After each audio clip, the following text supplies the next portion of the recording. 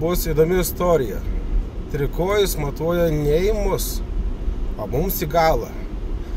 Kaip čia taip yra, kad apie trikojų mums praneša tuomet, kada filmuoja ir fotografuoja važiuojančius į tą pusę?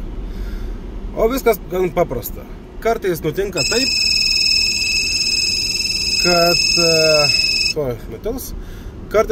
taip, kad priekį važiuojančios mašinos atspindi lazerio spindulį. O mūsų lazerio detektorius šis yra kone pats jautriausias rinkoje.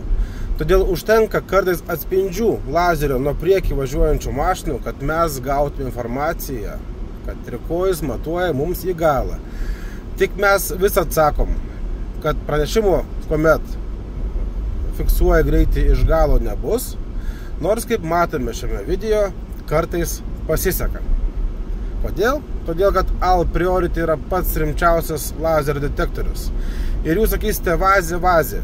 Vazė gerai, bet vazė ne visąlaik būna pažymėta. Kartais mes trikojus sutinkame ir kelyje, kuriame yra mažai eismo.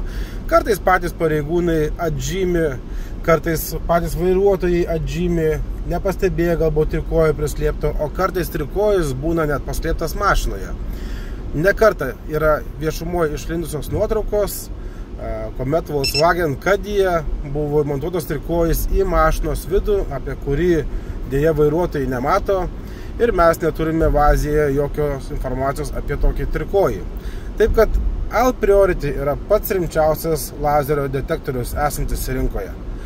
Galbūt brangokas, galbūt ne visiems, sutinkame su tuo.